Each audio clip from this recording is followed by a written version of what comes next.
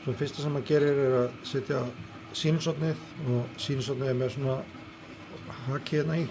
Setja það hérna ofan í. Læsi því með þessu hérna, þá fer það ekki upp úr. Svo setja ég þessa nál hérna niður og þessa hamarinn sé hérna við og setja hana niður þannig að hamarinn sé alveg við og hún fara eins neðarlega og þá er hann hérna í 100. Svo lyfti ég hamrinum hérna upp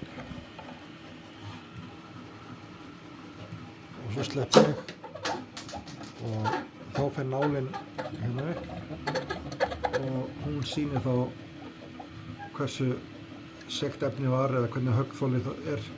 Þannig að þetta er aðferðin sem ég nota og stundum fer sýnishornið sem brotnar af hérna ofan í en stundum spýtist það í burtu. Það fer svona aðeins eftir prentarnum, PLA-efni skýst yfirleitt út í buskann. En svona virkar þessi græja.